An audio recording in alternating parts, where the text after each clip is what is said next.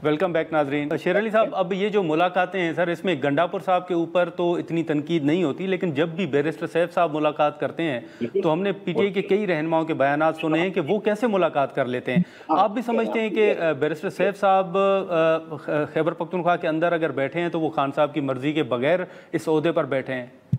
देखें, जिस तरह का ब्लैकआउट है, जिस तरह अभी जो खान साहब की बहनों ने बताया या बुशरा बीवी की फैमिली ने बताया कि दोनों को बहुत बुरी तरह रखा जा रहा है, उनको जो है बेसिक फैसिलिटीज़ नहीं दी जा रही, उनको आइसोलेशन में रखा जा रहा है। ऐसा कभी किसी लीडर के साथ नहीं हुआ और तकरीबन 2 साल है खान साहब भी, बुशरा बीवी भी और बाकी लीडरान इस चीज़ को ब्रेव कर रहे हैं।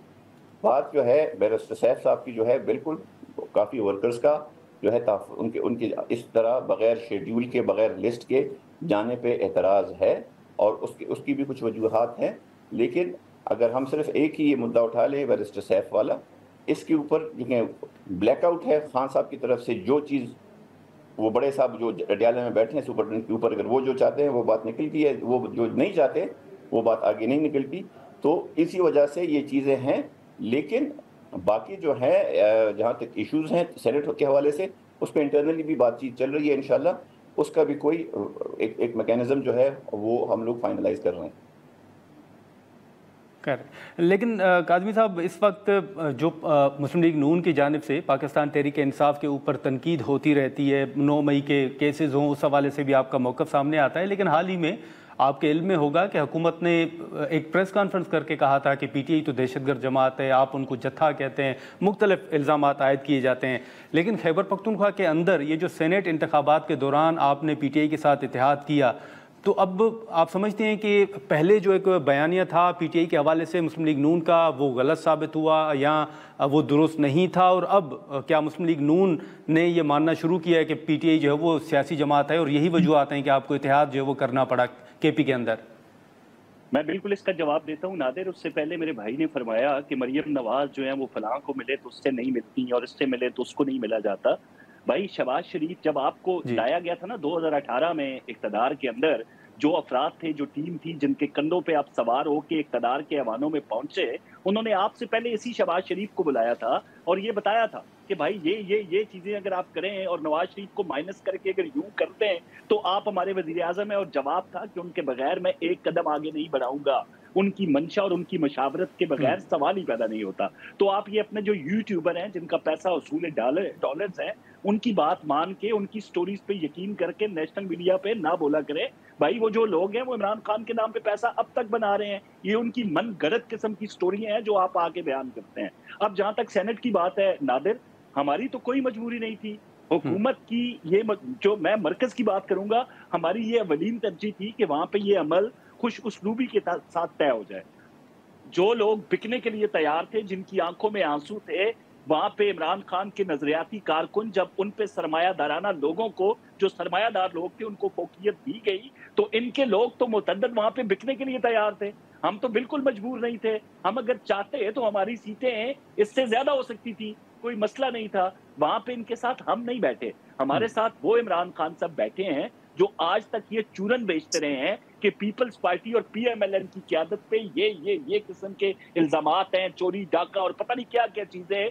जब उनके इक़्तिदार की बात आती है, जब केपी के अंदर उनकी हुकूमत की बात आती है, तो फिर अपने तमाम जो कौल और फेल हैं उनसे मुनहरफ होते हुए वो वहां पे इलाहाक करते हैं। तो ये उनके कारकुनान को उनसे पूछना चाहिए कि आप तो इनसे बात तक नहीं करते, आप तो इनको बेख्तियार कहते हैं, आप तो इख्तियार वाले किसी और को कहते हैं। तो वहां सेनेट के इलेक्शन में क्या मजबूरी थी आपकी कि आपने जाके इनको इतनी सीटें? सर, उनके काज़मी साहब, उनके तहफ़्फ़ुज़ात है ना कि आप लोग पैसा इस्तेमाल करते और आप लोग हॉर्स ट्रेडिंग करते, इसीलिए एहतियात किया। देखिए, फिर अगर ऐसा होता तो हम इनके फार्मूले पे इनके साथ ना बैठते ना।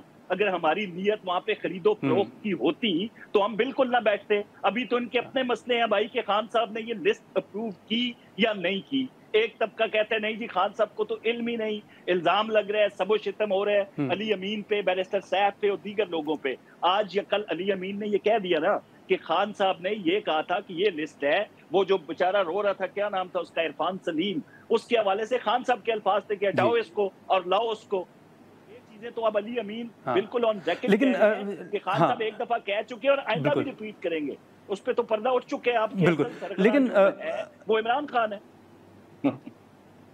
ٹھیک ہے، لیکن شیر علی صاحب اب ہم نے دیکھا کہ چلیں سینٹ انتخابات کے بعد یہ جو خیبر پختونخوا میں امن امان کے حوالے سے صورتحال ہے، اس حوالے سے اے پی سی بلائی گئی اور اپوزیشن جماعتوں نے بائیکاٹ کیا، پھر سی ایم صاحب کا ایک بیان میری نظر سے گزرا کہ خیبر پختونخوا کے اندر کسی کو آپریشن کی اجازت نہیں دی جا سکتی، تو پی ٹی آئی کو کے پی کے حوالے سے سر خیبر پختونخوا کے حوالے سے کیا تحفظات ہیں؟ اور دوسرا، اب شروع سے آپ ایک بات کر رہے ہیں مذاکرات کے حوالے سے، اسٹیبلشمنٹ کے ساتھ مذاکرات کے حوالے سے، ابھی تک اس حوالے سے بات آگے نہیں بڑھ رہی، تو پھر آگے آپ کیا دیکھ رہے ہیں؟ پی ٹی آئی کی حکمت عملی کیا ہوگی؟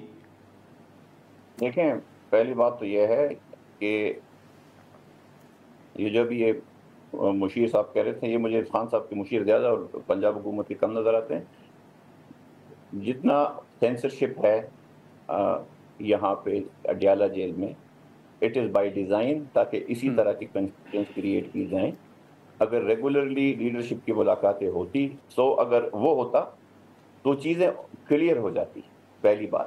دوسری بات جو ہے، شیر علی صاحب معذرت سر آپ کی بات کر رہا ہوں، صرف یہاں پر ایک سوال کروں گا کہ آپ اتفاق کرتے ہیں کہ خان صاحب کے بیانات جو اصل بیانات ہیں وہ شاید باہر نہیں آتے اور کچھ بیانات باہر آ جاتے ہیں، آپ اس سے اتفاق کرتے ہیں؟ دیکھیں، کوئی کلیئرٹی ہی نہیں ہوتی، بیکاز وہاں پہ وہ جو 19 گریڈ کے افسر ہیں نا انٹرنل ونگ کے، وہ کسی چیز کو آنے ہی نہیں دیتے، اور اگر کچھ چیزیں آتی بھی ہیں وہ مسخ ہو کے آتی ہیں، اس طریقے سے پھر پارٹی کو مشکلات ہوتی ہیں چیزوں کو طے کرنے میں کہ خان صاحب نے کی ہے یا نہیں کی۔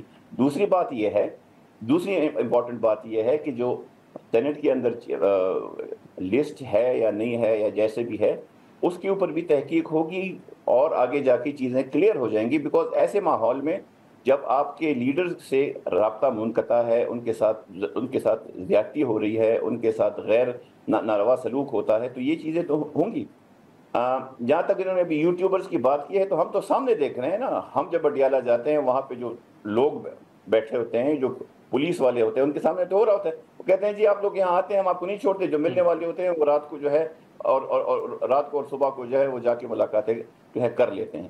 وہ والی بات جو ہے نا، وہ اس طرح کی نہیں ہے۔ دوسرا آپ نے جو سوال پوچھا تھا کہ سینٹ کے حوالے سے یہ جو ابھی بھائی کہہ رہے تھے کہ جی ہمیں کوئی ضرورت نہیں تھی، ان کو اصل میں کے پی کا اندازہ نہیں ہے۔ ویسے بھی پنجاب میں اور یا باقی صوبوں میں جو ہے بڑے صوبے، وہ بلوچستان اور کے پی کو پیریفری کہتے ہیں، پیریفری۔ ایشو یہ ہے ابھی تک جتنے فوجی آپریشن پختونخوا میں ہوئے ہیں، بلوچستان میں بھی حد تک، ان کا رزلٹ آیا کیا ہے؟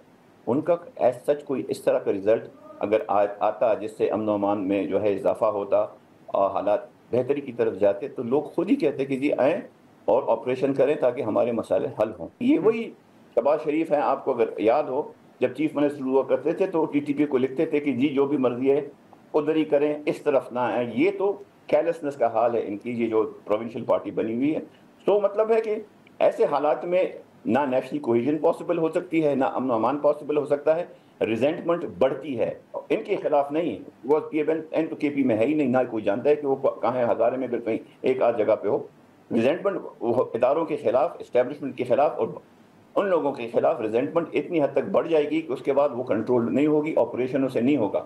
آپریشن اگر اتنے کامیاب ہوتے تو یہ جو ماضی میں ہم سے پورا کا پورا حصہ الگ ہوا ہے، اس میں کوئی کامیابی ہو جاتی۔ ایشو صرف اور صرف یہ ہے کہ وی ہیو ٹو ان چیزوں کو بیٹھ کے سیاسی قیادت کے ساتھ، اور جنرل سیاسی قیادت جو کہ ووٹ لے کے آئے ہیں، جو کہ رات کو انٹیلیجنس افسران کے ساتھ ڈیلیں کر کے، پیسے ایکسچینج کر کے ہارے ہوئے آگے نہیں ہے، ان کے ساتھ نہیں، جو پراپرلی الیکٹڈ لوگ ہیں ان کے ساتھ اگر بات چیت ہو، چیزوں کو ہم ہیلپ بھی کریں گے اور چیزیں ریزالو کرنے کو آگے بھی جائیں گے، because at the end of the day یہ ملک نہ کسی ایک جماعت کا ہے، نہ کسی ایک قومیت کا ہے، نہ ایک ادارے کا ہے، یہ سب کا پورا ہے، پورا کا پورا پاکستان ہر کسی کا ہے، اور ہر کسی کا کو حق ہے کہ وہ اس کی بہتری کے لیے کام کریں۔